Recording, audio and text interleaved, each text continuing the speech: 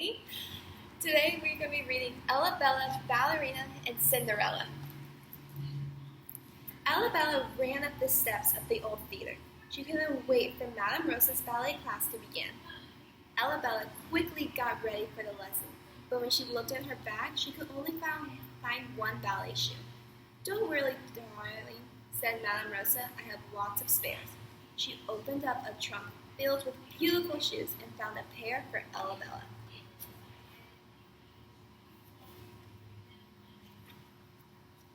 "You remind me of Cinderella," said Madame Rosa. "She also lost a shoe.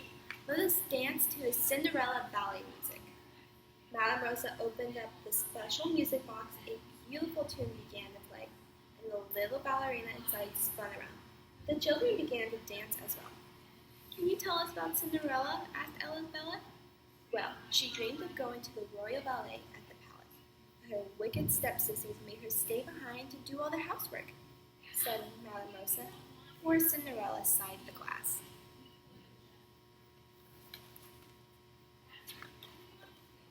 The children danced and danced until all the music stopped and the lesson was over. "Time to get changed, everyone," said Madame Rosa. "Come along, Ella Bella." But Ella Bella wasn't really listening. She was thinking about Cinderella. Alone on the stage, Ella Bella opened the lid of the Madame Rosa's music box. The Cinderella music played, and Ella Bella began to dance. It grew louder and louder.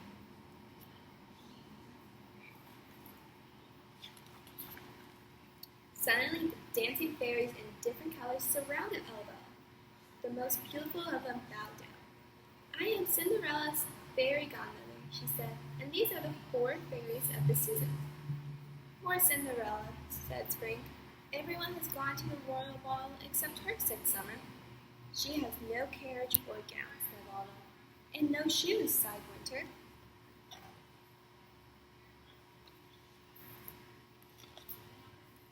Ella Bella opened the trunk and took out a pair of silver shoes. "Will these be good for Cinderella?" she asked. "Let's see," said the fairy godmother. She waved her wand, and with a twinkling of magic, they were in the kitchen of the grand house. Cinderella sat weeping by the fire. "Come now," said her fairy godmother, "you shall go to the ball." "But I have nothing to wear," sniffled Cinderella.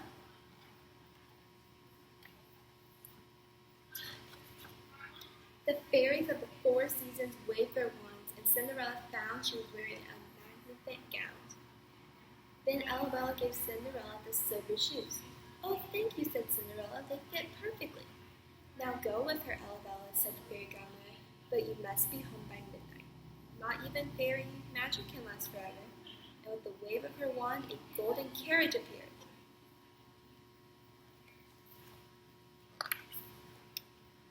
The enchanted carriage swept them off to the palace, while above them the stars danced in the sky.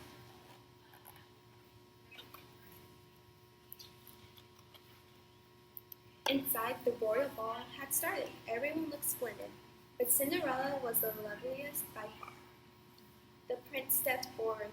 "Please, may I have this dance?" he asked Cinderella.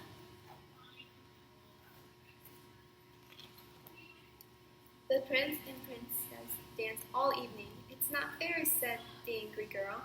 "Why doesn't he dance with us?" said another. Ella Bella thought they must be Cinderella's stepsisters. They hadn't recognized Cinderella in her beautiful gown. Just then the clock began to chime. It was midnight. Ella Bella tugged Cinderella's dress. "We must go," she cried.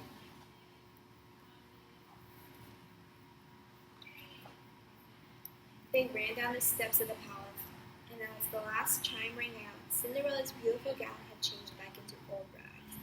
"Oh no," gasped Cinderella. "The prince must not see me like this." As Cinderella hurried off, Ella Bella saw that she had left one of Madame Rosa's silver shoes behind.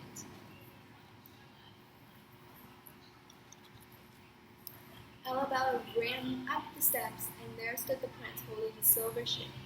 "I will search the world to find the girl who lost a shoe," he said.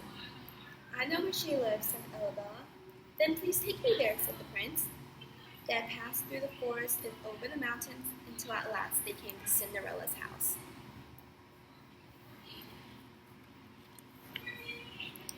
As shall marry the girl whose foot fits the shoe, said the prince. His stepsisters rushed to try it on, but their feet were too big. All of a sudden, the matching shoe fell from Cinderella's apron pocket.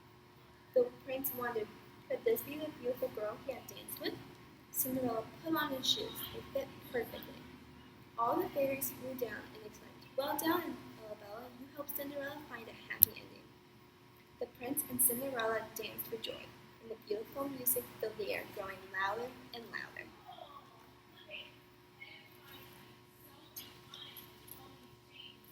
And then Arabella was all alone on the empty stage once more, and the music box was silent. In her hands were the silver shoes.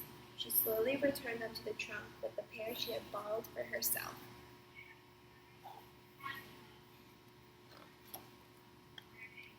"Good girl," said Madame Rosa, bustling onto the stage. "Now hurry along, or you'll be late for dinner." "Thank you," said Arabella. "I love dancing to the Cinderella ballet music." "Cinderella," smiled Madame Rosa. "You even share her name. But try to remember both your shoes next time."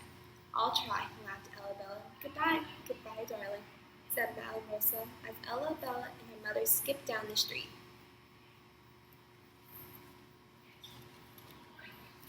The end. Thank you for reading with me.